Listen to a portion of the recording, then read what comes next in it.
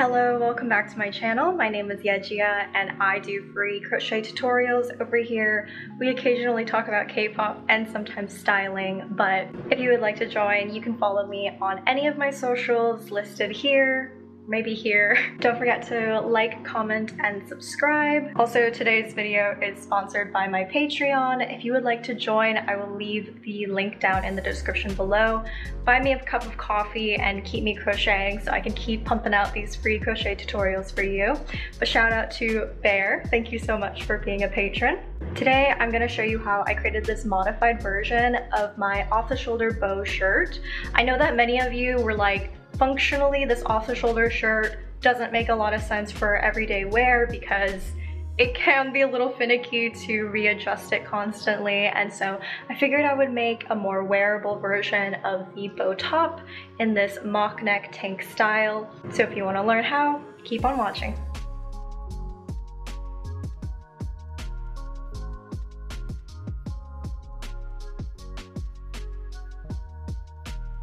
I'm going to be using this mohair yarn and a 4mm hook. You can use different yarns. In any of my projects, you can always use different yarns than what I'm showing on camera. But I'm specifically creating this top because I like the see-through aspect that the mohair yarn gives me. And so if you don't like that, you can definitely use like a thicker yarn to create a more dense stitch so that you don't have like a more see-through garment. This piece is also going to be made all in one panel essentially, besides like the bow bust portion. And so for this project especially, I highly recommend for you to try it on as you go, because otherwise you are gonna have to unravel and redo many rows and you will be very sad. But I'll definitely try to show you how I measure it on myself, etc, as I go. So I'm gonna start off with 75 chains. I'm gonna start off with my slip knot, actually. So to make a slip knot, I'm gonna wrap my yarn around these two fingers, twist, and then pull up my working yarn. And just to define working yarn, it's the yarn that's coming from your yarn ball. I'm gonna go ahead and slip that slip knot onto my hook. And from here, I am going to give myself 75 chains. If you would like a more cropped shirt, go ahead and chain fewer chains. If you would like a longer shirt, then I would recommend chaining more chains. So to make a chain, you're gonna yarn over and pull up your loop. That's one chain. 2, 3. Where I'm basically measuring is I'm measuring from right around my shoulder seam, or where the seam on my shoulder would be, all the way down. And you can see that this chain is quite long. However, one thing that you should know when you are chaining and you're doing this is that as you work up your stitch, this original row of chains is going to be shorter than what you originally measure it as. So like I can measure it for you right now. Approximately, I am working with a chain that's about 19 inches in length, but I can almost guarantee you that once you actually start working up your rows and whatnot, the length of this is going to shorten. And so right now, from my shoulder seam down, it's about 19 inches. Ultimately, I want the top, the hem of it, to sort of sit right above my jeans. So I don't want it like super cropped, but I don't want it super long either, which is why I found that 75 is just kind of like that perfect number of stitches or chains for me to start. So we've chained 75. We need to chain 2 additional chains. These additional chains are going to be your turning chains, which means that you are not going to be working into those chains. But let me switch perspectives so you guys actually see what I mean. So at this point, I have chained 75, and like I was just saying, you need to chain 2 additional chains. So 1, 2. And those 2 chains that you just chained are not going to be worked in whatsoever. They are your turning chains. So from here, I am going to start working into the backs of my stitches, and we are going to be essentially just working half double crochet stitches. So I'm gonna slightly twist my work. So I'm looking at the backs of my stitches. And because we're doing a half double crochet, I'm gonna set up by yarning over once on my hook, and I'm looking towards the backs of my stitches right here. This piece of the stitch is where we're going to insert our hook underneath, right there. And then you're gonna yarn over and pull up, yarn over and pull through all 3. So you've just made 1 half double crochet. Okay, so once again, we are looking into the backs of our chains. Going to insert our hook into the backs of those chains, yarn over, pull up, yarn over, and pull through. And again, we're going to set up by yarning over once, insert your hook into the back of your chain, yarn over, and pull up, yarn over, and pull through. So you're just going to continue making your half double crochets through the backs of your stitches, or backs of your foundation chains, until you get to the end of the row. So you can just go ahead and continue that stitch. Also, my hands are kind of dyed red because I was using this glittery red yarn and it dyed my hands, so don't mind that. Okay, so I've reached the last chain on my row, so I'm going to complete that last stitch. So that is all half double crochets, 75 half double crochets. Also, just as a side note, if you're particularly using mohair yarn to create this top and you're really having difficulties going through the backs of your stitches or your chains to begin with, or even if you're using a different yarn, it's not the most important thing. Like, you can get it through really any part of the chain, to be fair. The only reason why I really like going through the backs of the chains is that it creates for a very obvious ribbing or like a seam right here, so that in the end seaming looks a little bit neater. But just in general, like if you're really struggling with that step, you can go ahead and place your hook through the front loop instead of a back loop. But anyways, I'm done with my row, so I'm going to give myself 2 turning chains, turn my work, and from here we're going to be making multiple rows with half double crochet through the 3rd loop only. That's what it should look like. The 3rd loop is right up here. It's this part of your stitch. So you're going to go ahead and complete your half double crochet through there. And again, you're not working those first 2 turning chains, working into the first actual stitch. And again, my 3rd loop only is right here.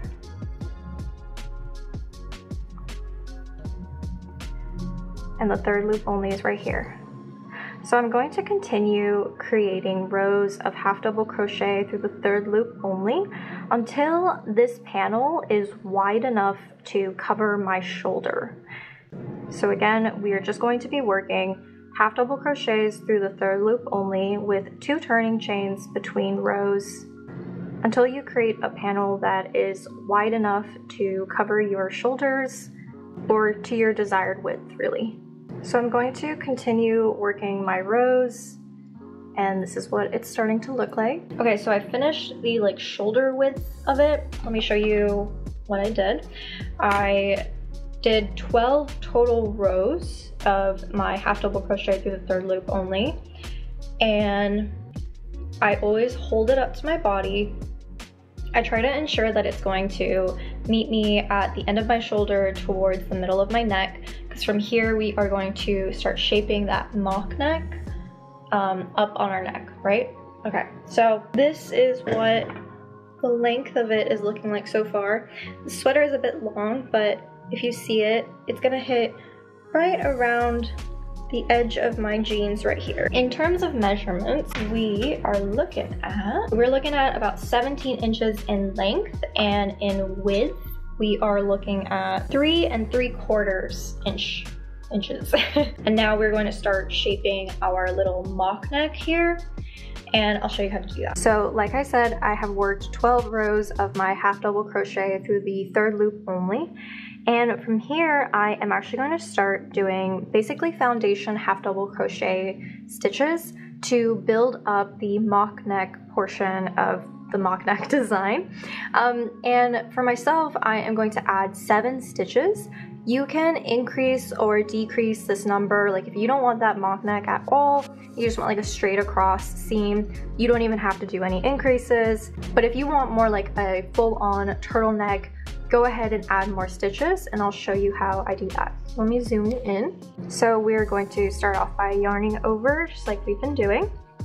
And then we are going to insert our hook underneath these two strands. So again, you're basically inserting your hook underneath two strands of your last stitch that you worked here. So I have yarned over and I'm going to insert my hook underneath this part of the stitch, underneath those two strands of yarn.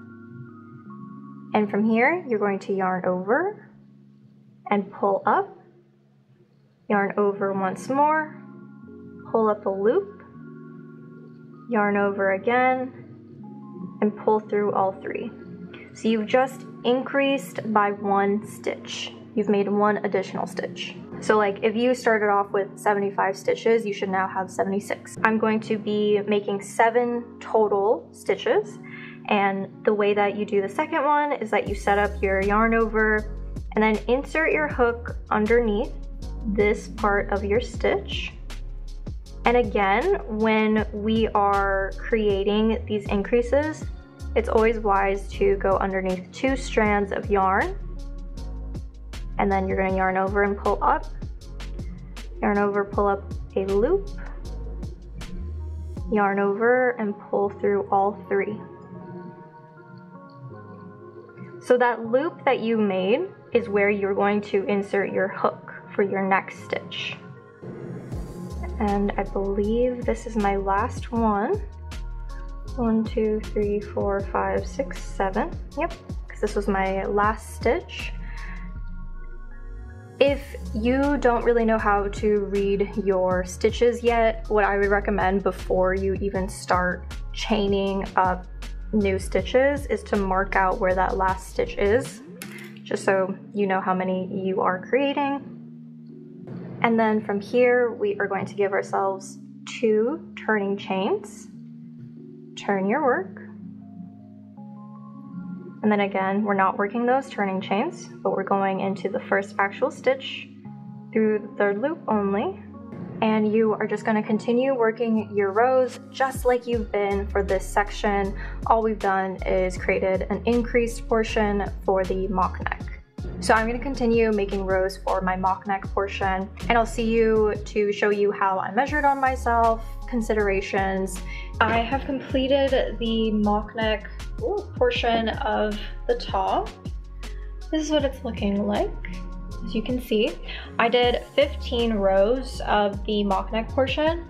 So a couple notes about measurements for this. My neck circumference is just about 12 inches all around, but the width of this mock neck is about 6.5 because you want a little bit of wiggle room to be able to fit this over your head. It will be a tight squeeze, but you know, it's a mock neck. For myself, 6.5 inches is just about 15 rows. And if you need to increase or decrease that size, what I would recommend is working an odd number of rows. So the first thing you're going to want to do to measure out the mock neck portion of your top is to measure the circumference around your neck. Mine is just about 12 inches. So essentially, to measure out and know how many rows you're gonna work, you are going to measure the circumference of your neck, divide that in half. And so for myself, that would be 12 inches. So then half of that would be 6 inches, but I need a little bit of wiggle room in order to fit it over my head because I got a big noggin. But so for myself, this width is about 6.5 inches. So in total, once I make the back of the neck portion, that is going to be closer to 13 inches all the way around. And because the stitch is elastic in and of itself, it should slide over your head just fine, but also still be tight on your neck, if that makes sense. So it's not flopping over. If you need to size down, you can work fewer rows. And if you need to size up, you can work more rows. The only thing that I will caution you or advise you on is I would work an odd number of rows, because from here, we're going to start making the other side of the shoulder. And to do that, we're just going to work up to just shy of the neck portion and then continue our rows. So let me show you what I mean. So hopefully that made sense in terms of how to measure out that neck portion. And what I mean now is that we are essentially going to be creating another shoulder side of the panel. And to do that, we are going to be working back up the row until we get to however many stitches you use for the mock neck portion, and you're just not going to work those last few stitches, whatever that number may be for you. For myself, it's 7 stitches, so I'm not going to work the last 7 stitches of my row. And this is why I would personally recommend ending your row on an odd number, or essentially you want to have the last row of your mock neck so that you end at the bottom of your top. I'm going to give myself my 2 chains and turn it around. And then I started off with 75 stitches, so I'm only going to work 75 stitches here. Okay, so I have worked up 75 stitches, so I'm going to go ahead and give myself 2 turning chains, turn my work, and then start working the same number of rows that you did for this panel for your shoulder here. Okay, so now I have done 12 rows here. I've done 15 rows of my mock neck portion, and then I've done an additional 12 rows here. Now, I forget if I mentioned it in this section. I'll have it written on the screen, so at least it's edited into the video, but I think I might have forgotten to mention that when you are working your first shoulder width panel portion of the top, I would recommend doing an even number of rows, because you are going to want an even number, or you're going to want to do the same number of rows here as you are here. Now, the reason why I say that you should want to do an even number of rows is because you want to end up at the bottom of your top when you are going to start working up towards the back of your top and making an armhole here. As for measurements on the top, I am looking at approximately 17 inches from the hem of my shirt to the shoulder seam. And then the mock neck portion is a little bit closer to like 18.5, 19 stitches, or 19 inches. And then in terms of the width, we are looking at just under 12 inches across. So at this point, we are going to create the back of the top since this is the front, and in doing so, we are going to make our little armhole, connect our shoulder seams, connect the sides of the mock neck portion here, and then also here, and then this shoulder seam as well. And so for myself, I have 75 total stitches, and I am going to be leaving a gap of 30 stitches for my armhole. And that means that I'm going to be working 45 stitches, the first 45 stitches as normal, and then we are going to use the same technique that we used to increase and create stitches for the mock neck in order to create a hole. So this is what I mean. So I've made my 2 turning chains and I've turned my work. I'm going to be working up the first 45 stitches as per normal. So I've now worked the first 45 stitches, you know, per usual. And in terms of measurements, this is what we are looking at. I am saving the last 30 stitches to create a space for my arm to go through, so my armhole. And essentially we are looking at just underneath 7 inches, and then the rest of the 45 stitches is just about 10 inches. In order to create the other side and to create an armhole, we are going to start making stitches off of the last stitch right here, or our 45th stitch. And it's going to be the exact same technique that we used in order to make that mock neck initially. So we are going to start off with our yarn over, and then we're going to insert our hook underneath these 2 strands of yarn that make up our 45th stitch, or that last stitch that you have worked. and then you are going to yarn over and pull up, yarn over, pull up a loop, yarn over, and pull through all 3. So you've just made 1 stitch. And to make the next one, you're going to yarn over. You're going to insert your hook in that loop that you made previously. Yarn over, pull up, yarn over, pull up a loop, yarn over, and pull through all 3. So that's 2.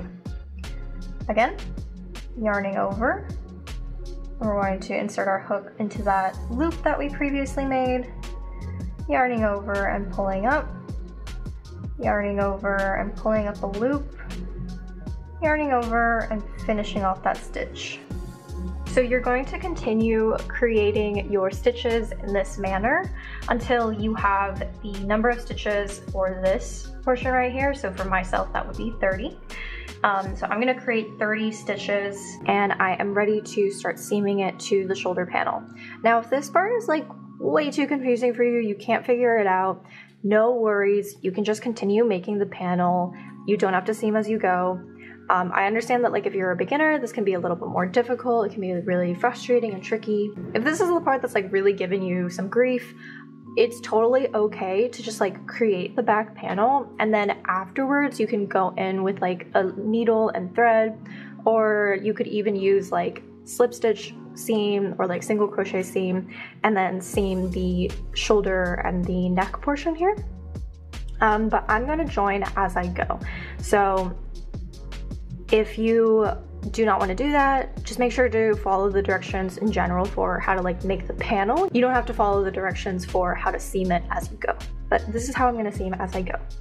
So I've created my 30 foundation half double crochets.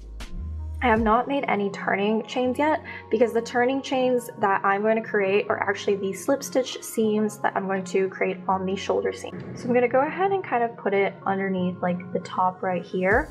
It can be a little difficult to know where exactly to insert your hook, but what I would recommend is going underneath at least 2 strands of yarn. That way you have a less like obvious gapping once you're seaming. So from here, I'm going to yarn over and complete a slip stitch. And then I'm going to go into my next ribbing that I see, which is on the right side technically of my work, but by my perspective, it's the wrong side because I can't see that obvious ribbing right here. This is the next like obvious ribbing, and this is the one that's like on the technically right side, but from our perspective, the wrong side. Okay, so I'm gonna go ahead and insert my hook. And I'm gonna give myself another slip stitch. And then from here, I'm gonna go ahead, kind of turn my work. And those 2 slip stitches that you have just created to seam your panel together is your like 2 turning chains essentially, so you're not going to work in them. You're going to skip over those 2, and then you're going to go into the first like actual stitch through the 3rd loop only and create your half double crochets. So we should start seeing the seam form and then the rows worked for the back of our panel. And as you can see, we have a little armhole right here. And yeah, I'm gonna go ahead and work off camera this row down and then back up to the shoulder seam, and I'll show you once more how I'm seaming everything together. Okay, so I just finished my 75th and last stitch, and I'm going to start seaming it onto the front part of my shoulder seam. And so because the last ribbing, or like the row that we connected, was this wrong side ribbing, now we're going to go ahead and start connecting on the right side ribbing that's right next to it. So I'm going to go ahead and insert my hook, give myself a slip stitch, and then I'm going to find the wrong side ribbing and going ahead and making a slip stitch at the top of that row. And then I can kind of flip my work and then skip those first two chains that we've just made, or I guess slip stitches, and you can go ahead into the third loop only and continue making your half double crochets. Okay, so I'm about to work my very last row for the shoulder portion on the back here, right? I'm working on my 12th and final row. I just want to clarify where I'm putting my hook in. I am putting the last 2 slip stitches, so like on that first visible ribbing, that's going to be that first slip stitch, and then my second slip stitch that I'm going to insert my hook into is I'm going to go into that wrong side ribbing right here.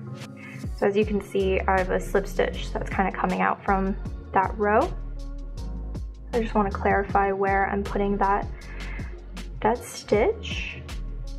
And then this is, as you can see, this is what the seam is looking like so far. So our ribbing is matching up pretty well. And I'm gonna go ahead and finish my 12th and final row, and then I'm gonna work back up all the way to the mock neck portion, and then I'm gonna remind you guys how I increase those stitches, and I'm gonna show you as well at the same time as increasing the stitches how I connect the stitches on both sides of the mock neck. So I have just finished this row leading up to the mock neck portion, and that's my 75th stitch, and I'm ready to start my increases and seaming the neck portion together. And I'm going to start off with my yarn over. We're going to increase the same kind of way that we've been doing. There's just one additional step in order to seam the neck portion together as well. So we're going to go underneath that last stitch that we created and do our yarn over and pull up, and then from here we are going to go into the 7th or 1st, I don't know what you want to call it, but basically, I created 7 additional stitches, so I'm going to make sure to count out 7 to make sure that I am going through the according stitch or the corresponding stitch. So 1, 2, 3, 4, 5, 6, 7. So that's my stitch that I'm going to go into. So I'm going to insert my hook into that stitch, and then I'm going to pull up. So this is our pulling up that loop, right? And then we are going to go ahead and finish off that stitch. All right, so I have now increased all of my stitches, and I'm going to go ahead and chain 2, turn my work, and then you can go ahead and continue working your half double crochets through the 3rd loop only, just as normal. So I would do the exact same number of rows that you did for the mock neck portion in the front. So I did 15 rows, so I'm going to do 15 rows, but on my 15th row I'm going to show you how I connect the other side of the neck portion. But yeah. Okay, so at this point I have made all 15 rows of the mock neck portion, as you can see. And what I'm gonna do at this point is, I'm gonna give myself chain 1 as my turning chain. And I'm just going to slip stitch seam the sides of the neck. So the first 7 stitches on this panel, and then these 7 stitches here, or whatever number of stitches that you've chosen to work for your mock neck portion. I'm gonna go ahead and insert my hook underneath my very first stitch. And I'm going to count just to make sure. 1, 2, 3, 4, 5, 6, 7. Yep.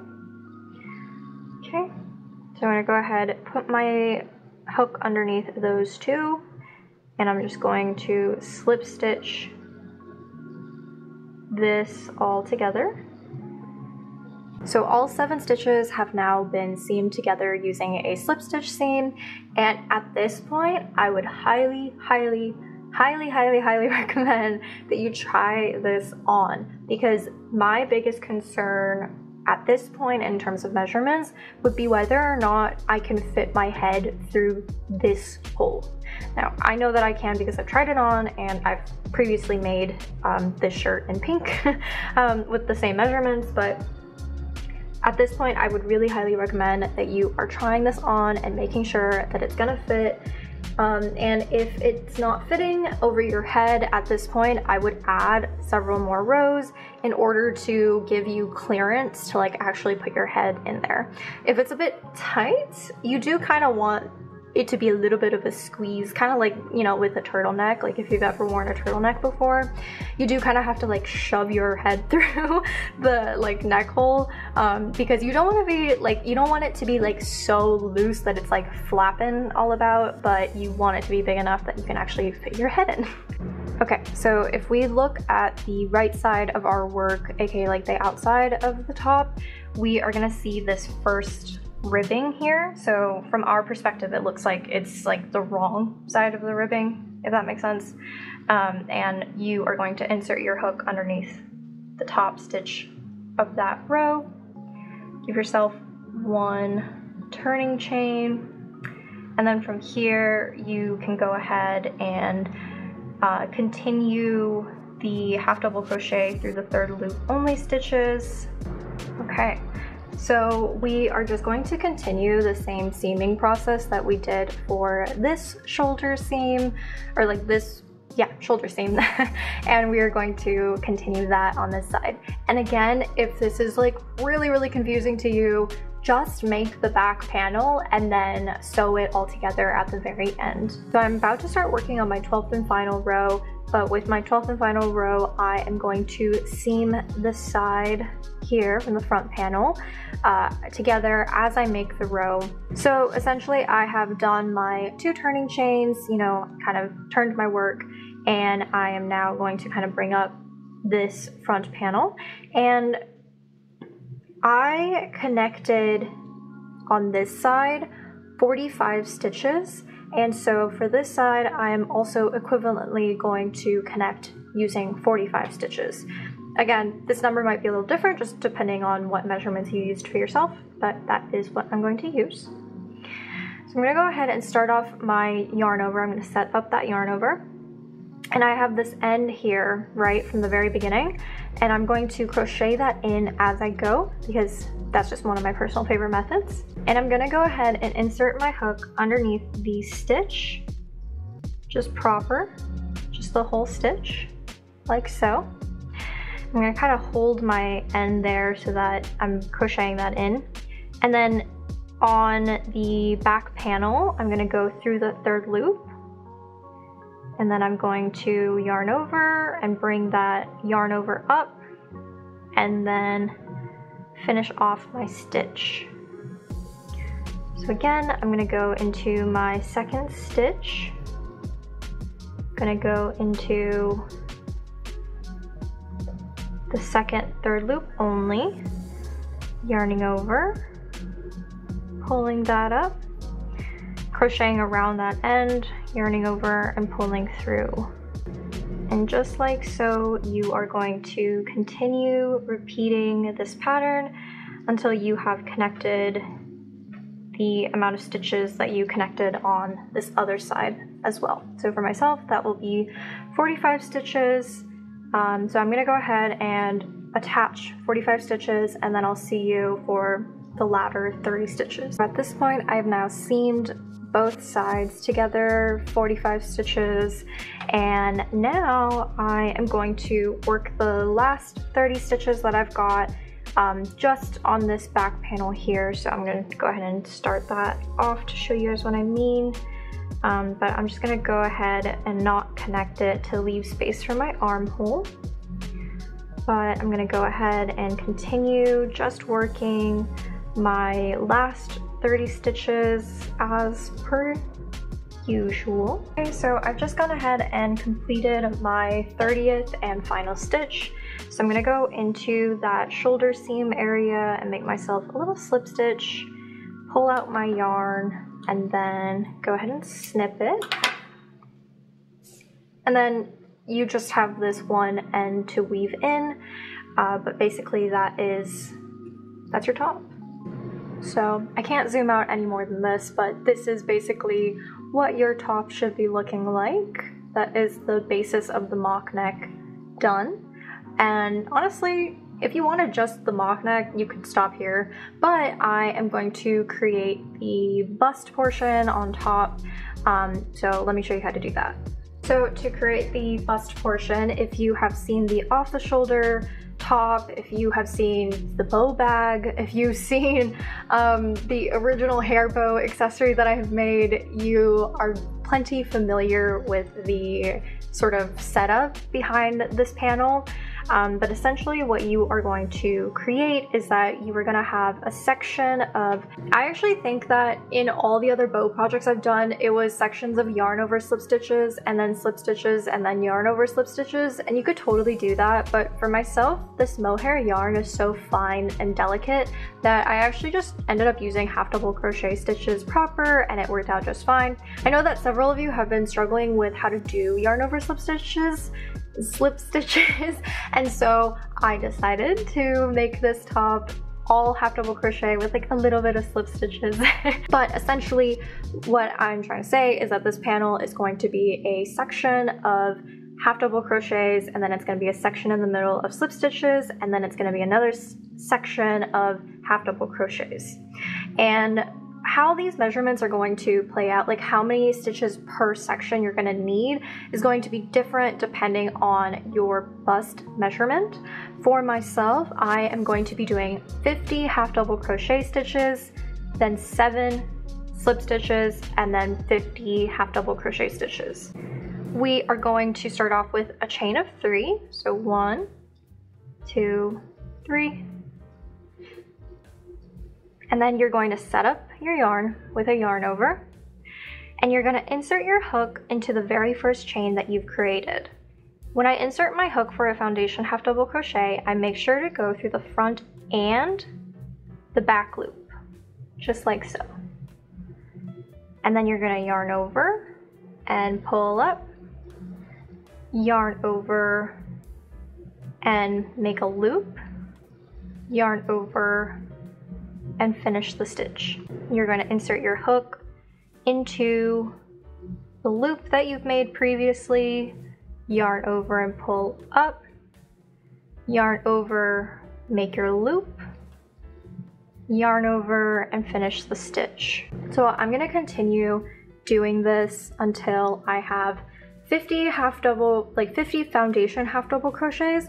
Okay, so I've now made 50 foundation half double crochets, and in order to make my slip stitch section, I'm quite literally just going to create 7 slip stitches in the middle here.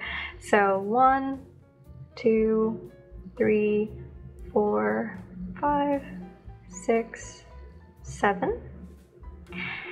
And now we are going to create the next 50 half double crochets, the foundation half double crochets, and to do that I am going to set up by yarning over.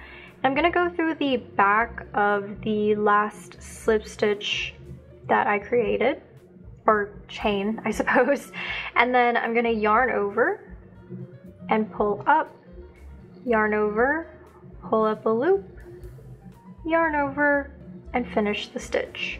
And again, I'm going to go under the loop that I created previously. I'm going to yarn over and pull up, yarn over, make a loop, yarn over and complete the stitch.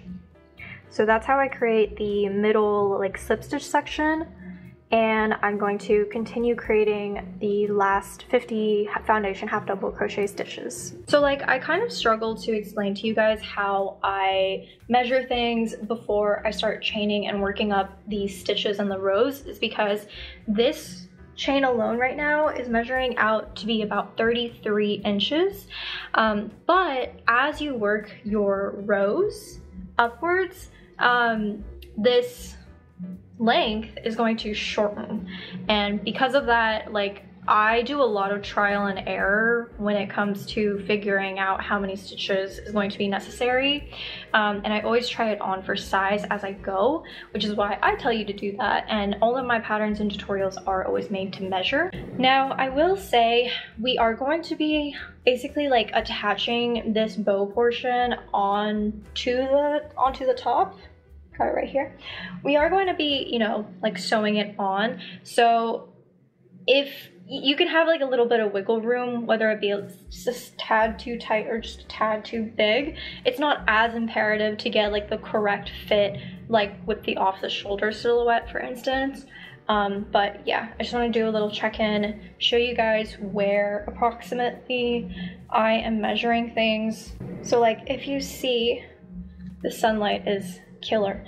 If you see right now, it is like quite big on me, but again, I'm gonna lose a couple inches as I work up the rows. I hope that my measurement explanation makes a little bit more sense. I hope I can clarify it with you guys.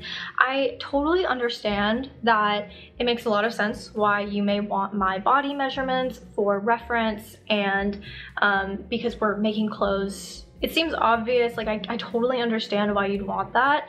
It's just that I personally feel a little uncomfortable sharing a lot of my more personal measurements. Like there are some measurements that I'm a little bit less comfortable sharing just because of my mental health, and I know mental health of other people who may be watching this. The sun is so in my eyes right now, but I just wanted to let you guys know and share that and be a little vulnerable, because you know it can be a sensitive topic for me, and so I try not to share and showcase my exact measurements, even though I understand it would be very helpful for reference.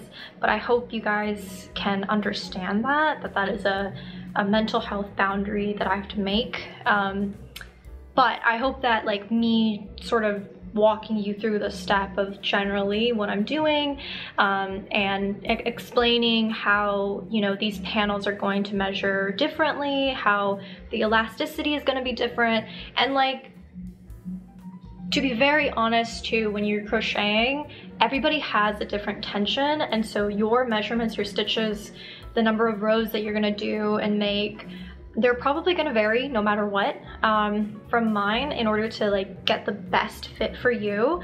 And honestly, like I think that the fit of my clothing has gotten better over time because I've gotten to understand things like negative ease, positive ease, mostly negative ease because most of my garments are pretty fitted, but I think I've gotten a lot more knowledgeable about those topics, and so I think that it is a matter of practice, it is a matter of trial and error. But yeah, so there are certain measurements that I will be, you know, willing to share with you guys. There are other measurements that I think that for my own mental health, I need to keep it to myself. But I hope that me explaining through the steps is helpful. Yeah, let me know sort of if you guys have ideas, if you all have ideas on better ways that I can explain how I do the measurements without having to give you like exact numbers for reference, please let me know. I'm always learning as well, so yeah. Okay, back to our regularly scheduled content. Okay, so now I have finished off my foundation chains, as you can see. And from here, we are just going to be repeating the same row over and over and over and over again until you have a panel that is big enough to cover your bust. And the stitch that particularly we are going to use, first we're going to start off with 2 turning chains. Then we're going to slightly turn our work. And from here, we are going to go ahead and insert our hook into our very first stitch, making sure to skip those 2 turning chains because you never work those turning chains. Well, I shouldn't say never, but in a lot of my patterns and stitch work, you're usually not going to work into your turning chains unless for like a really specific reason. But anyways, I'm gonna, instead of working through the 3rd loop only like we've been doing for the top, I'm actually gonna go through the back loop only, and that's because we're eventually gonna hit the slip stitch section, and there's not exactly a 3rd loop only, quote unquote, to like put your hook into, and so we're just going to do back loop only instead. We're going through the back loop only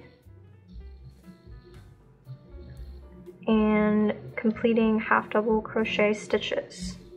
So you can kind of start to see the difference between working through the back loop only versus the 3rd loop only.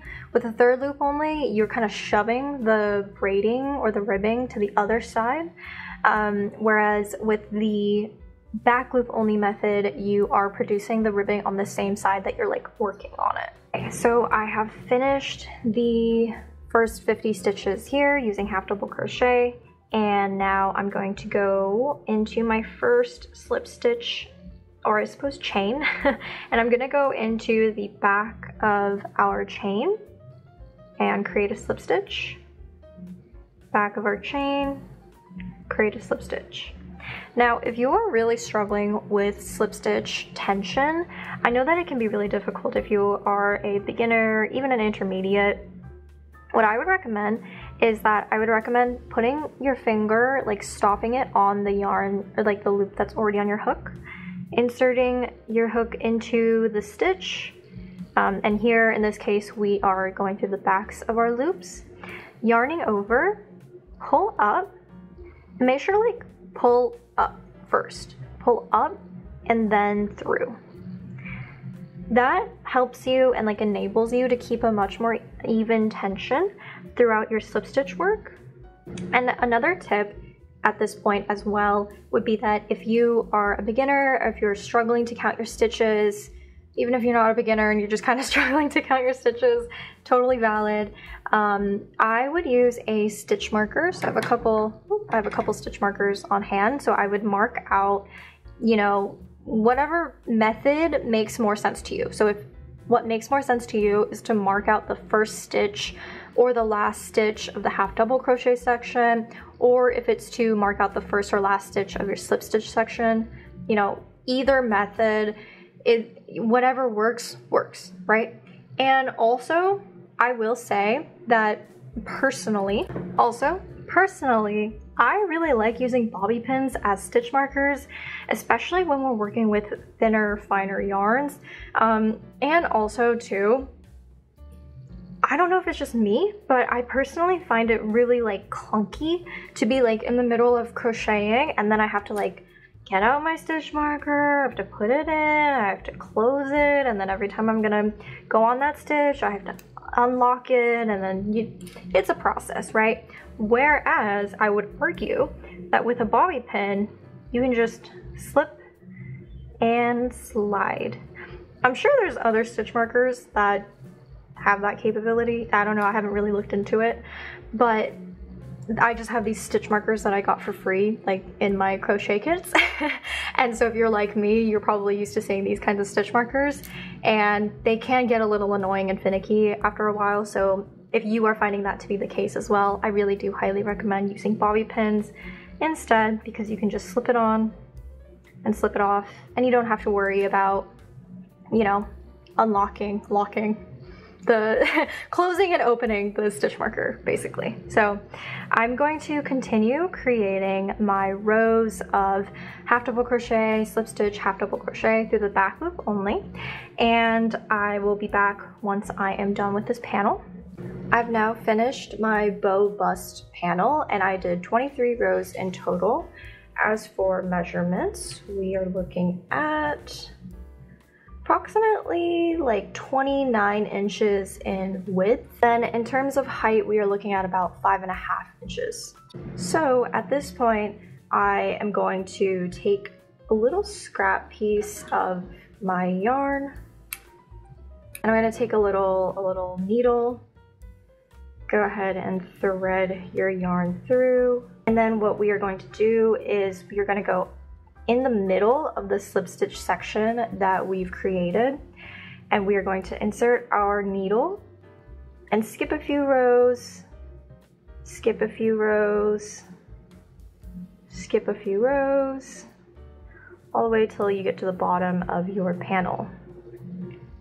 You're gonna pull that through, and then you're gonna go back through. So like you see how like right here, I actually don't know if you can see. Can you see?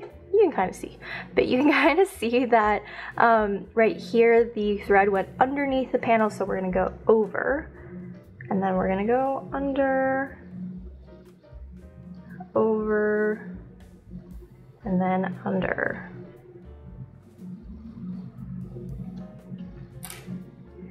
This is going to tighten up that middle portion, so you get a little bit more cinching there, and it looks a lot more bow-like, if you will. And then you can go ahead and take the ends of that yarn and just go ahead and tie it all together. After you've cinched in this middle portion here, what we are going to do is we are going to stack the ends of our panels together, just like so, and we're going to kind of align it as best as possible. And then we are going to seam the sides of the panel together. So you're going to insert your hook underneath both panels, and I'm just going to create a slip stitch seam. Again, you can use really any seaming method that is, makes the most sense to you. So now we are going to create like the ribbon portion of our bow, or like the little tie dangly bits that come off. And this part is completely optional, so you don't need it, but it definitely kind of helps like making it look like very bow-like. And just for reference, like this is one of the bow hair accessories. Oh, this is the little bow hair accessory that I made a couple months back, and this portion is what I'm talking about. So in order to make this, it's going to be a very similar process to how we created the bow bust portion. You are going to do, your section of half double crochet, then your slip stitch, then your half double crochet. Really, the number of stitches that you do for each section is going to vary depending on how long you want that ribbon panel to be. Me personally, I'm going to make mine, as you can see, I already started making mine, but the process is the exact same with the bow bust portion, so just watch that back through if you are getting confused. But essentially, I have created 30 foundation half double crochets, 3 slip stitches, and then 30 foundation half double crochets. So I'm going to, do my 2 turning chains in between every row, work in the backs of all of my stitches, and keep going until I have a panel that I think is big enough to be the little ribbon off of the bow. So I have completed 10 rows for the ribbon portion here. Okay, we are going to create the middle tie portion of the bow. And to do that, we are going to start off with our slip knot. Go ahead and put that on your hook. And then I'm going to start off by chaining 16. So 1, 2. So I've chained 16, and that 16th and last chain is going to be our turning chain. So we're technically only working 15 stitches total. And in order to do so, I'm going to skip that first chain and then I go into my second chain from my hook. And I'm going to just do rows of slip stitches. And then at the end of the row, we're going to create 1 turning chain, turn our work, and we are going to work our slip stitches into the backs of our stitches here. So into the back loop, into the back loop. Okay, so we are just going to continue creating rows of slip stitches through the backs of our stitches until you have a middle tie portion, or I guess panel, that is big enough to sort of cover that middle portion to your liking. And what you are going to do is you are going to wrap this around just like so. So you really see that like bow popping out here now. But I am gonna go ahead, I left myself like a length of yarn in order to seam everything together, but essentially I'm gonna give myself like 1 little turning chain, and I am going to go ahead and wrap this around. And again, like if you don't have the ribbon, totally fine, not a big deal, but you are going to wrap this around. And just like how we seamed the sides of the bow together, that's exactly how you're going to seam the sides of this slip stitch section together, just like so. So we are going to insert our hook onto either side and then make slip stitches along the sides of that panel in order to seam everything together. I've got the rest of my top here, and you are going to insert the bow portion into the top. And from here, you are going to take your little needle and some extra yarn that you have, and then you are going to just take your sewing needle and your yarn, and you're going to try to go under like that very first top row, and you're going to sew. And you are finally done with your project. Here is the final reveal. I also wanted to show you guys how you can like slip and slide that ribbon portion so that it can be either a very obvious bow or you can just have like the broad bust covering. I fear it is genuinely more comfortable to wear than an off-shoulder silhouette, especially like all day long. I'm still a ride or die for an off-shoulder silhouette. But I really hope you guys enjoyed this modified version of the bow top. Let me know if you guys have any questions in the comments below. I try my very best to answer the questions. Make sure to subscribe, like, comment, follow me on all my other socials, and I'll see you next time. Bye!